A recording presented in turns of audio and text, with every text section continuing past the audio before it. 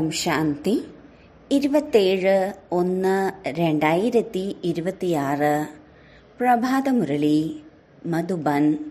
മധുരമായ കുട്ടികളെ, ഓരോ ചുവടും ശ്രീമതമനുസരിച്ച് നടക്കണം. ഇല്ലെങ്കിൽ മായ പാപ്പരാക്കും. ഈ കണ്ണുകൾ നിങ്ങളെ വളരെയധികം ചതിക്കും. ഇക്കാര്യത്തിൽ വളരെ സൂക്ഷിക്കൂ. ചോദ്യം: എങ്ങനെയുള്ള കുട്ടികളെ കൊണ്ടാണ് മായ ധാരാളം വികർമ്മം ചെയ്യിക്കുക? യജ്ഞത്തിൽ ആരാണ് വിഘ്നരൂപരാകുന്നത്? ഉത്തരം: ആർക്കാണോ തൻ്റേതായ അഹങ്കാരമുള്ളത് അവരെ കൊണ്ട് മായ ധാരാളം വികർമ്മം ചെയ്യിക്കുന്നു. ഇങ്ങനെയുള്ള മിഥ്യ അഹങ്കാരമുള്ളവർക്ക് മുരളി പോലും പഠിക്കുവാൻ സാധിക്കില്ല. ഇങ്ങനെ തെറ്റുകൾ ചെയ്യുന്നവർക്ക് മായയുടെ അടിയേറ്റ് അവർ കാൽ കാശിന് പോലും വിലയില്ലാത്തവരാക്കി മാറ്റുന്നു. ആരുടെ ബുദ്ധിയിലാണോ വ്യർത്ഥ ചിന്തകൾ അഥവാ പരചിന്തനം നടക്കുന്നത് അവരാണ് ഈ യജ്ഞത്തിൽ വിഘ്നരൂപരായി തീരുന്നത്. ഇത് വളരെ മോശമായ സ്വഭാവമാണ്. ഓം ശാന്തി. ആത്മീയ കുട്ടികൾക്ക് ബാബ മനസ്സിലാക്കി തന്നിട്ടുണ്ട്. ഇവിടെ നിങ്ങൾ ഇരിക്കുമ്പോൾ തീർച്ചയായും ഈ ചിന്താഗതിയിലായിരിക്കണം. ബാബ നമ്മുടെ അച്ഛനാണ്, ടീച്ചറാണ്, പരമമായ സദ്ഗുരുവാണ്. ബാബയെ ഓർമ്മിച്ച് പവിത്രമായി പവിത്രധാമത്തിലേക്ക് എത്തിച്ചേരുന്നു എന്നതും മനസ്സിലാക്കുന്നു. ബാബ മനസ്സിലാക്കി തന്നു, പവിത്രധാമത്തിൽ നിന്ന് തന്നെയാണ് നിങ്ങൾ താഴേക്ക് ഇറങ്ങി വന്നത്. ആദ്യം നിങ്ങൾ സത്തോ പ്രധാനമായിരുന്നു, പിന്നീട് നിങ്ങൾ സത്തോ രജോ തമോയിലേക്ക് വന്നു. നമ്മൾ താഴേക്ക് ഇറങ്ങിയിരിക്കുകയാണെന്ന് ഇപ്പോൾ നിങ്ങൾക്ക് മനസ്സിലായി കഴിഞ്ഞു. നിങ്ങളിപ്പോൾ സംഗമയുഗത്തിലാണെങ്കിലും ഇപ്പോൾ തീരത്താണ് എന്നുള്ളത് ജ്ഞാനത്തിലൂടെ നിങ്ങൾ അറിയുന്നു.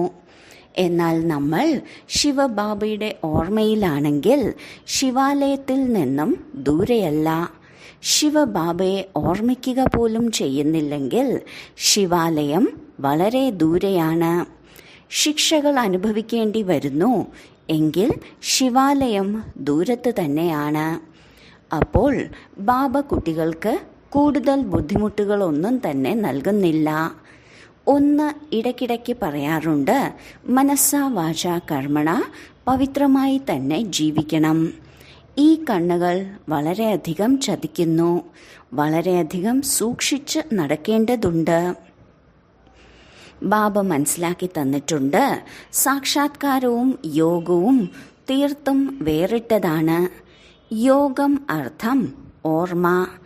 കണ്ണുകൾ തുറന്നുകൊണ്ട് തന്നെ ഓർമ്മിക്കുവാൻ സാധിക്കും. സാക്ഷാത്കാരത്തെ യോഗമെന്ന് പറയില്ല. സാക്ഷാത്കാരത്തിൽ പോകുന്നതിനെ ജ്ഞാനമെന്നോ യോഗമെന്നോ പറയില്ല. സാക്ഷാത്കാരത്തിൽ പോകുന്നവരോട് മായയും ധാരാളം ഏറ്റുമുട്ടുന്നു. അതിനാൽ വളരെയധികം ശ്രദ്ധയോടെ മുന്നേറണം. ബാബയെയും ഓർമ്മിക്കേണ്ടത് നിയമമനുസരിച്ചായിരിക്കണം. നിയമത്തിന് വിരുദ്ധമായി ഏതെങ്കിലും ജോലി ചെയ്യുകയാണെങ്കിൽ മായ അപ്പാടെ താഴേക്ക് വീഴ്ത്തുന്നു. സാക്ഷാത്കാരത്തെക്കുറിച്ചുള്ള ആഗ്രഹം പോലും വെക്കരുത്. ഇച്ഛ മാത്രം അവിദ്യ ആയിരിക്കണം. നിങ്ങൾക്ക് ഒരു ആഗ്രഹവും ഉണ്ടാകരുത്. ബാബയുടെ ആജ്ഞ അനുസരിച്ച് മുന്നേറുകയാണെങ്കിൽ ബാബ നിങ്ങളുടെ സർവ്വകാമനകളെയും യാചിക്കാതെ തന്നെ പൂർത്തീകരിക്കുന്നു. അഥവാ ബാബയുടെ ആജ്ഞ ലംഘിച്ച് തലകീഴായ വഴി തിരഞ്ഞെടുക്കുന്നു എങ്കിൽ സ്വർഗത്തിലേക്ക് പോകുന്നതിന് പകരം നരകത്തിലേക്ക് വീഴാൻ സാധ്യതയുണ്ട്. ആനയെ മുതല വിഴുങ്ങി എന്ന് പാടാറുമുണ്ടല്ലോ. വളരെയധികം പേർക്ക് ജ്ഞാനം നൽകിയവർ, ഭോഗ് നൽകുവാൻ നിമിത്തമായവർ പോലും ഇന്നില്ല. കാരണം നിയമം ലംഘിക്കുന്നു. എങ്കിൽ പൂർണ്ണമായും മായാവിയായി തീരുന്നു. ദേവതയാകാൻ വേണ്ടി പുരുഷാർത്ഥം ചെയ്യവേ വീണ്ടും അസുരനായി തീരുന്നു. അതുകൊണ്ട് ഈ മാർഗത്തിലൂടെ മുന്നേറുമ്പോൾ വളരെ ശ്രദ്ധിക്കണം. സ്വയം തൻ്റെ മേൽ നിയന്ത്രണം വയ്ക്കണം. ബാബ കുട്ടികൾക്ക് മുന്നറിയിപ്പ് നൽകുന്നു. ശ്രീമതം ലംഘിക്കരുത്. ആസുരീയ മതം അനുസരിച്ചതിലൂടെയാണ് നിങ്ങളുടെ ഇറങ്ങുന്ന കലയായി തീർന്നത്. എവിടെ നിന്നും എവിടേക്ക് ഒറ്റയടിക്ക് പതിച്ചു, ഒറ്റയടിക്ക് താഴേക്ക് വീണുപോയി. ഇനിയും ശ്രീമതം പാലിക്കുന്നില്ലെങ്കിൽ ശ്രദ്ധയില്ലാത്തവരാകുന്നു. എങ്കിൽ തീർച്ചയായും പദവി നഷ്ടമാകുന്നു. ബാബ ഇന്നലെയും മനസ്സിലാക്കി തന്നു, ശ്രീമതത്തിന്റെ ആധാരത്തിലൂടെയല്ല ചെയ്തതെങ്കിൽ അത് ഡിസർവീസായി തീരുന്നു. ശ്രീമതം വിട്ട് പ്രവർത്തിച്ചു എങ്കിൽ തീർച്ചയായും അധപതിക്കുന്നതാണ്. ആരംഭത്തിൽ ബാബ മാതാക്കളെയാണ് മുന്നിൽ വെച്ചത്. കാരണം കലശം ലഭിക്കുന്നത് മാതാക്കൾക്കാണ്. വന്ദേ മാതരം എന്നാണ് മഹിമ. ബാബ മാതാക്കളുടെ ഒരു കമ്മിറ്റി രൂപീകരിച്ചു. അവരുടെ പേരിൽ സർവ്വതും സമർപ്പണം ചെയ്തു. പെൺകുട്ടികളാണ് വിശ്വസ്തരായിരിക്കുക. പുരുഷന്മാർ പൊതുവെ എല്ലാം കളഞ്ഞു കുളിക്കുന്നവരായിരിക്കും. അതുകൊണ്ടാണ് ബാബ മാതാക്കൾക്ക് കലശം നൽകിയിരിക്കുന്നത്. ഈ ജ്ഞാനമാർഗത്തിൽ ചില മാതാക്കളും പാപ്പരാക്കുന്നവരുണ്ട്. കോടിമടങ്ങ് ഭാഗ്യശാലികളായി മാറുന്നവരും ചിലർ മായയുമായുള്ള യുദ്ധത്തിൽ പരാജയപ്പെട്ട് പാപ്പരാകുന്നവരുമുണ്ട്. ഇവിടെ സ്ത്രീകളും പുരുഷന്മാരും പാപ്പരാകാൻ സാധ്യതയുണ്ട്. ലോകത്തിൽ പുരുഷന്മാർ മാത്രമാണ് പാപ്പരാകുന്നത്. ഇവിടെ നോക്കൂ, എത്ര പേരാണ് പരാജയപ്പെട്ടു പോകുന്നത്. അർത്ഥം പാപ്പരായി തീർന്നില്ലേ? ബാബ മനസ്സിലാക്കി തരുന്നു, ഭാരതവാസികളാണ് പൂർണ്ണമായും പാപ്പരാകുന്നത്. മായ എത്ര ശക്തിശാലിയാണ്. നമ്മൾ ആദ്യം ആരായിരുന്നു എന്ന് പോലും മനസ്സിലാക്കുന്നില്ല. എവിടെ നിന്നും എവിടേക്കാണ് അധപതിച്ചത്? ഇവിടെയും ഉയർച്ചയിലേക്ക് പോകവേ പിന്നീട് ശ്രീമതം ലംഘിച്ച് തൻ്റെ മതമനുസരിച്ച് പോവുകയാണെങ്കിൽ പാപ്പരായി മാറുന്നു. പിന്നീട് അവരുടെ അവസ്ഥ എന്താകുമെന്ന് ചിന്തിച്ചു നോക്കൂ. ലോകത്തിലുള്ള മനുഷ്യർ പാപ്പരായാലും പിന്നീട് 5-6 വർഷങ്ങൾക്ക് ശേഷം വീണ്ടും ഉയരുന്നു. പക്ഷേ ഇവിടെ 84 ജന്മങ്ങളിലേക്ക് പാപ്പരാകുന്നു. പിന്നീട് ഉയർന്ന പദവി നേടാനേ സാധിക്കില്ല. പാപ്പരായി തന്നെ ഇരിക്കുന്നു. മറ്റുള്ളവരുടെ ജീവിതം ഉദ്ധരിച്ചിട്ടുള്ള എത്ര മഹാരഥികൾ അവർ ഇന്നില്ലല്ലോ. പാപ്പരായിരിക്കുകയാണ്. ഇവിടെ നമുക്ക് ധാരാളം ഉയർന്ന പദവി ലഭിക്കുവാൻ സാധിക്കുന്നു. പക്ഷേ ശ്രദ്ധയോടെ ഇരുന്നില്ലെങ്കിൽ മുകളിൽ നിന്നും ഒറ്റയടിക്ക് താഴേക്ക് പതിക്കുന്നു. മായ പൂർണ്ണമായും വിഴുങ്ങുന്നു. കുട്ടികൾ വളരെയധികം ശ്രദ്ധാലുക്കളായിരിക്കണം.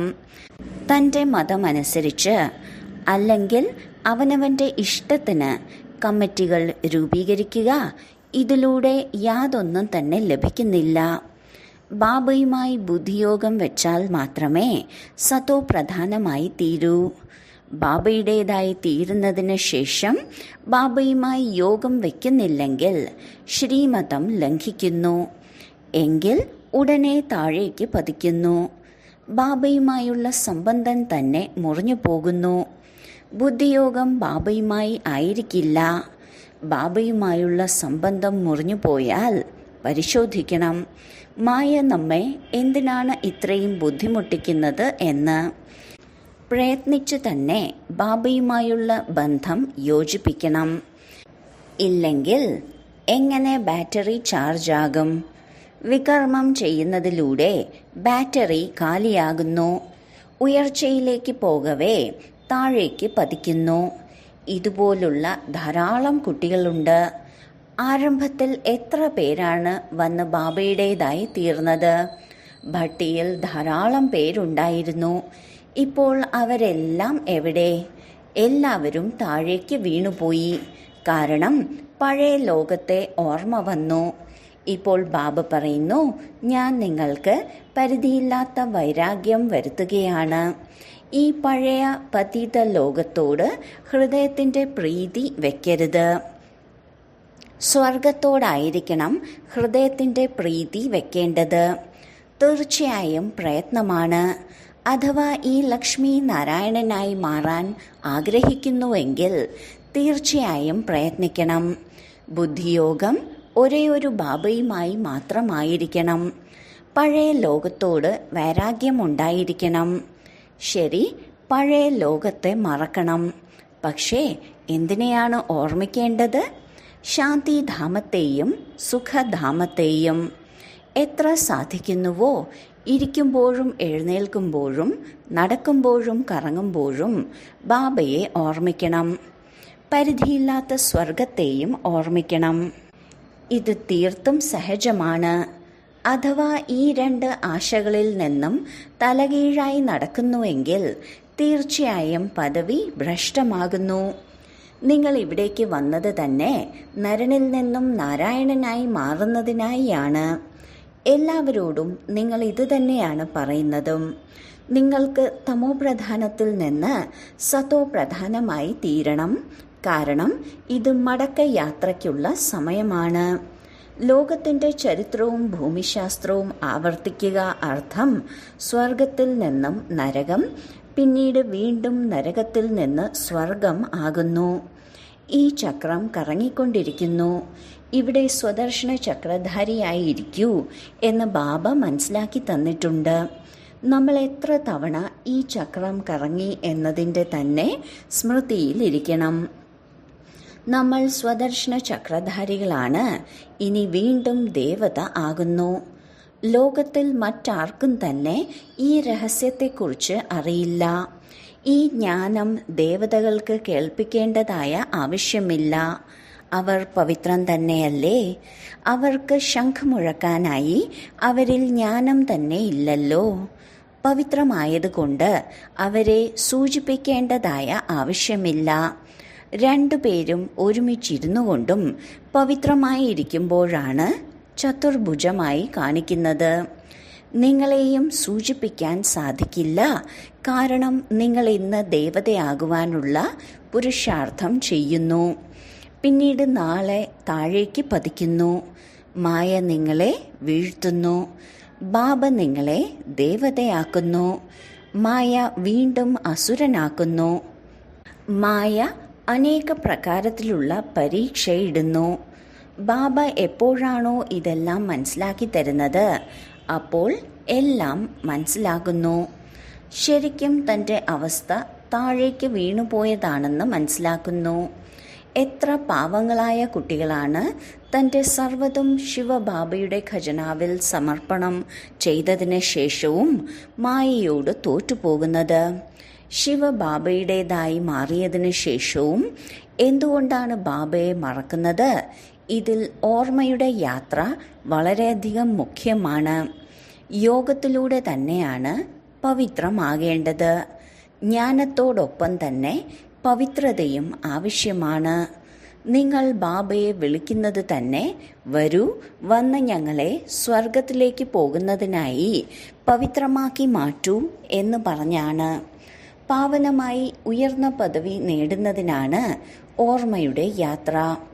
വിട്ടുപോയവരെല്ലാവരും എന്തെങ്കിലുമൊക്കെ ജ്ഞാനം കേട്ടിട്ടുണ്ടെങ്കിൽ തീർച്ചയായും അവർ ശിവാലയത്തിലേക്ക് വരിക തന്നെ ചെയ്യും. പക്ഷേ ഉയർന്ന പദവി ലഭിക്കില്ലെന്ന് മാത്രം. സ്വർഗത്തിലേക്ക് വരുമല്ലോ എന്ന് പറഞ്ഞ് മാത്രം സന്തോഷിക്കരുത്. പരാജയപ്പെട്ട് ചില്ലറ പദവി പ്രാപ്തമാക്കുന്നതിൽ ഒരിക്കലും തൃപ്തരാകരുത്. സ്വർഗത്തിൽ ധാരാളം പദവിയുണ്ടല്ലോ. ഞാൻ ജോലിക്കാരനാവും, കൂലിക്കാരനാവും എന്ന് തീർച്ചയായും തോന്നുമല്ലോ. അവസാന സമയത്ത് നിങ്ങൾക്ക് സർവ്വതിൻ്റെയും സാക്ഷാത്കാരം ലഭിക്കുന്നു. നമ്മൾ എന്തായി തീരും? ഇങ്ങനെ ഒരു അവസ്ഥ ഉണ്ടാകാനായി നമ്മളിൽ നിന്ന് എന്ത് വികർമ്മമാണ് സംഭവിച്ചത്? ഞാൻ എന്തുകൊണ്ട് മഹാറാണിയായി തീർന്നില്ല? ഓരോ ചുവടും ശ്രദ്ധയോടെ മുന്നേറുന്നതിലൂടെ നിങ്ങൾ കോടി മടങ്ങ് ഭാഗ്യശാലികളായി തീരുന്നു. ശ്രദ്ധയില്ലെങ്കിൽ കോടി മടങ്ങ് ഭാഗ്യശാലികളാകില്ല. ക്ഷേത്രങ്ങളിലെ ദേവതകളിൽ താമരയുടെ അടയാളം കാണിക്കുന്നുണ്ട്. വ്യത്യാസം മനസ്സിലാക്കുവാൻ സാധിക്കുന്നുണ്ടല്ലോ. പദവിക്കും അല്ലെങ്കിൽ ക്ലാസ്സിനും ധാരാളം വ്യത്യാസമുണ്ട്. ഇപ്പോഴും നോക്കൂ, എത്ര പദവികളാണ്. ഓരോരുത്തർക്ക് അല്പകാലത്തേക്കുള്ള പദവിയിൽ തന്നെ എത്ര വലിയ അഹങ്കാരമാണ് ഉള്ളത്. ഉയർന്ന പദവി നേടുന്നതിനായി എല്ലാവരും കൈ ഉയർത്തുന്നു എങ്കിൽ തീർച്ചയായും അതിനനുസരിച്ചുള്ള പുരുഷാർത്ഥവും ചെയ്യണം. കൈ ഉയർത്തുന്നവർ തന്നെയാണ് സ്വയം നശിച്ചു പോകുന്നത്. ഇവർ ദേവതകളായി മാറേണ്ടവരായിരുന്നു എന്ന് പിന്നീട് മറ്റുള്ളവർ പറയുന്നു. പുരുഷാർത്ഥം ചെയ്ത് അപ്രത്യക്ഷമായി. കൈ ഉയർത്തുവാൻ എളുപ്പമാണ്. വളരെയധികം പേർക്ക് മനസ്സിലാക്കി കൊടുക്കാനും എളുപ്പമാണ്. എത്രയോ മഹാരഥികൾ മനസ്സിലാക്കി കൊടുത്തവർ പോലും ഇപ്പോൾ അപ്രത്യക്ഷമായിരിക്കുന്നു. മറ്റുള്ളവരുടെ മംഗളം ചെയ്ത് സ്വയം തൻ്റെ അമംഗളം ചെയ്തവരുണ്ട്. അതുകൊണ്ട് ബാബ ശ്രദ്ധയോടെ ഇരിക്കുവാൻ പറയുന്നു. അന്തർമുഖിയായി ബാബയെ ഓർമ്മിക്കണം. എപ്രകാരം? ബാബ തൻ്റെ അച്ഛനുമാണ്, ടീച്ചറുമാണ്, സദ്ഗുരുവുമാണ്. ഇപ്പോൾ നാം നമ്മുടെ മധുരമായ വീട്ടിലേക്ക് പോവുകയാണ്. തൻ്റെ ഉള്ളിൽ ഈ ജ്ഞാനമെല്ലാം തന്നെ ഉണ്ടായിരിക്കണം. ബാബയിൽ ജ്ഞാനവും യോഗവും ഉണ്ട്. നിങ്ങളിലും ഇതുണ്ടായിരിക്കണം. ശിവബാബ നിങ്ങളെ പഠിപ്പിക്കുന്നു എങ്കിൽ ഇതിൽ ജ്ഞാനവുമുണ്ട്, യോഗവുമുണ്ട്. ജ്ഞാനവും യോഗവും ഒരുമിച്ചാണ് ഉണ്ടാകുന്നത്. അല്ലാതെ യോഗത്തിലിരുന്നു കൊണ്ട് ശിവബാബയെ ഓർമ്മിക്കുമ്പോൾ ജ്ഞാനം മറക്കണം എന്നല്ല. ബാബ നമ്മെ യോഗം പഠിപ്പിക്കുമ്പോൾ ജ്ഞാനം മറക്കാറുണ്ടോ? മുഴുവൻ ജ്ഞാനവും ബാബയിലുണ്ട്. നിങ്ങൾ കുട്ടികളിലും ഈ ജ്ഞാനം ഉണ്ടായിരിക്കണം. പഠിക്കണം. ഞാൻ എങ്ങനെയുള്ള കർമ്മമാണോ ചെയ്യുന്നത്, എന്നെ കണ്ട് അത് മറ്റുള്ളവരും അനുകരിക്കുന്നു. ഞാൻ മുരളി പഠിക്കുന്നില്ലെങ്കിൽ മറ്റുള്ളവരും പഠിക്കില്ല. ഞാൻ ദുർഗതിയിലേക്ക് പോകുന്നുവെങ്കിൽ മറ്റുള്ളവരും ദുർഗതി പ്രാപിക്കുന്നു. അപ്പോൾ ഞാൻ മറ്റുള്ളവരെ വീഴ്ത്തുവാൻ നിമിത്തരാകുന്നു. പല കുട്ടികളും മുരളി പഠിക്കുന്നില്ല, മിഥ്യാ അഹങ്കാരത്തിലേക്ക് വരുന്നു. മായ ഉടൻ തന്നെ യുദ്ധം ചെയ്യുന്നു. ഓരോ ചുവടും ശ്രീമതം സ്വീകരിക്കണം. ഇല്ലെങ്കിൽ എന്തെങ്കിലുമൊക്കെ വികർമ്മം സംഭവിക്കുന്നു. വളരെയധികം കുട്ടികൾ തെറ്റുകൾ ചെയ്യുമ്പോൾ അവരുടെ സത്യനാശം സംഭവിക്കുന്നു. തെറ്റുകൾ ചെയ്യുമ്പോൾ മായയുടെ അടിയേറ്റ് ഒന്നിനും കൊള്ളാത്തവരായി തീരുന്നു. ഇതിൽ വളരെയധികം വിവേകം പ്രയോഗിക്കണം. അഹങ്കാരത്തിലേക്ക് വരുന്നതിലൂടെ മായ വളരെയധികം വികർമ്മം ചെയ്യിക്കുന്നു. എപ്പോഴെങ്കിലും കമ്മിറ്റി രൂപീകരിക്കുമ്പോൾ അതിൻ്റെ നേതാവായി 1-2 സഹോദരിമാരെ വെക്കണം. അവരുടെ അഭിപ്രായമനുസരിച്ച് കാര്യങ്ങൾ മുന്നോട്ടു പോകണം. ലക്ഷ്മിക്കല്ലേ കലശം നൽകുന്നത്. അമൃത് കുടിപ്പിക്കുമ്പോൾ അവിടെ അസുരനും വന്ന് അത് പാനം ചെയ്തിരുന്നു എന്ന ഒരു കഥയുണ്ടല്ലോ. പിന്നീട് അവർ തന്നെയാണ് യജ്ഞത്തിൽ വിഘ്നങ്ങൾ സൃഷ്ടിച്ചിരുന്നത്. അനേക വിഘ്നങ്ങൾ സൃഷ്ടിക്കുന്നുണ്ട്. മുഴുവൻ ദിവസവും ബുദ്ധിയിൽ പരചിന്തനമാണ്. ഇത് വളരെയധികം മോശമായ സ്വഭാവമാണ്. എന്തെങ്കിലും പ്രശ്നമുണ്ടായി എങ്കിൽ അത് ബാബയോട് റിപ്പോർട്ട് ചെയ്യൂ. ഒരേ ഒരു ബാബയ്ക്ക് മാത്രമേ നമ്മെ നന്നാക്കാൻ സാധിക്കൂ. നിങ്ങൾ ഒരിക്കലും നിയമം കയ്യിലെടുക്കരുത്. നിങ്ങൾ ബാബയുടെ ഓർമ്മയിലിരിക്കൂ. എല്ലാവർക്കും ബാബയുടെ പരിചയം നൽകിയാൽ മാത്രമേ ലക്ഷ്മി നാരായണന് സമാനമായി മാറാൻ സാധിക്കൂ. മായ ഒരാളെ പോലും വെറുതെ വിടില്ല. വളരെയധികം കടുത്തതാണ്. സദാ ബാബയ്ക്ക് തൻ്റെ വാർത്തകൾ നൽകണം. ബാബയിൽ നിന്ന് നിർദ്ദേശങ്ങൾ സ്വീകരിച്ചുകൊണ്ടേയിരിക്കണം. ബാബ എല്ലാ നിർദ്ദേശങ്ങളും നൽകിക്കൊണ്ടിരിക്കുന്നുണ്ട്. ബാബ തന്നെ സ്വതവേ ഈ കാര്യങ്ങളെക്കുറിച്ച് മനസ്സിലാക്കി തന്നിട്ടുണ്ട് എന്ന് കുട്ടികളും പറയാറുണ്ട്. അപ്പോൾ ബാബ അന്തർയാമിയല്ലേ? ബാബ പറയുന്നു, ഞാൻ അന്തർയാമി അല്ല, പക്ഷേ ജ്ഞാനം പഠിപ്പിക്കുന്നു. ഇതിൽ അന്തർയാമിയുടെ കാര്യമില്ല. ബാക്കി ഇതെല്ലാം തൻ്റെ കുട്ടികളാണെന്ന് ബാബയ്ക്കറിയാം. ഓരോരുത്തരുടെയും ഉള്ളിലുള്ള ആത്മാവ് എൻ്റെ കുട്ടികളാണ്. അല്ലാതെ ബാബ എല്ലാവരിലും ഇരിക്കുന്നുവെന്നല്ല. മനുഷ്യർ ഇതിനെ തലകീഴായി മനസ്സിലാക്കുന്നു. ബാബ പറയുന്നു, എല്ലാവരുടെയും സിംഹാസനത്തിൽ ആത്മാവ് ഇരിക്കുന്നുണ്ട്. ഇതെല്ലാം എത്ര സഹജമായ കാര്യങ്ങളാണ്. പക്ഷെ തെറ്റായി എല്ലാവരിലും പരമാത്മാവുണ്ടെന്ന് പറഞ്ഞ് പരമാത്മാവിനെ സർവവ്യാപി എന്ന് പറഞ്ഞു. ഇത് ഏറ്റവും വലിയ തെറ്റാണ്. ഈ ഒരു തെറ്റ് കാരണത്താലാണ് ഇത്രയും അധപതിച്ചത്. വിശ്വത്തിൻ്റെ അധികാരിയാക്കി മാറ്റുന്ന ബാബയെ തന്നെ നിങ്ങൾ ആക്ഷേപിക്കുന്നു. അതിനാലാണ് ബാബ പറയുന്നത്, യഥാ യഥാ ഹി ധർമ്മസ്യ. ബാബ ഇങ്ങോട്ട് വരുമ്പോൾ കുട്ടികൾ നല്ല രീതിയിൽ വിചാരസാഗര മന്ഥനം ചെയ്യണം. ജ്ഞാനത്തിന് മേൽ വളരെയധികം മന്ഥനം നടത്തണം. ഇതിനു വേണ്ടി സമയം തന്നെ കണ്ടെത്തണം. അപ്പോഴേ നിങ്ങൾക്ക് അവനവൻ്റെ മംഗളം ചെയ്യാൻ സാധിക്കൂ. ഇതിൽ ചിലവിൻ്റെ കാര്യമൊന്നുമില്ലല്ലോ. ആരും വിശന്ന് മരിക്കുവാനും പോകുന്നില്ല. ആര് എത്രത്തോളം ബാബയിൽ തൻ്റെ സർവ്വതും സമർപ്പണമാക്കുന്നുവോ അത്രത്തോളം അവരുടെ ഭാഗ്യമുണ്ടാകുന്നു. ബാബ മനസ്സിലാക്കി തന്നിട്ടുണ്ട്, ജ്ഞാനം, ഭക്തി, അതിനുശേഷം വൈരാഗ്യമാണ്. വൈരാഗ്യം അർത്ഥം സർവ്വതും മറക്കേണ്ടതായിയുണ്ട്. സ്വയത്തെ ഈ ശരീരത്തിൽ നിന്ന് വേറിട്ട ആത്മാവാണെന്ന് മനസ്സിലാക്കണം. ഞാൻ ആത്മാവ് ഈ ശരീരത്തിൽ നിന്നും ഇപ്പോൾ പോയിക്കൊണ്ടിരിക്കുകയാണ്. ശരി, വളരെ കാലത്തെ വേർപാടിന് ശേഷം തിരികെ കിട്ടിയ മധുരമായ കുട്ടികളെ പ്രതി മാതാപിതാവായ ബാബ്ദാദയുടെ സ്നേഹസ്മരണയും പുലർക്കാല വന്ദനവും. ആത്മീയ അച്ഛൻ്റെ ആത്മീയ കുട്ടികൾക്ക് നമസ്കാരം. ധാരണയ്ക്കുള്ള മുഖ്യസാരം: 1. സ്വയം തൻ്റെ മേൽ നിയന്ത്രണം വേണം.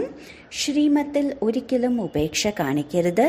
വളരെയധികം ശ്രദ്ധയോടെ ഇരിക്കണം. ഒരിക്കലും ഒരു നിയമവും ലംഘിക്കരുത്.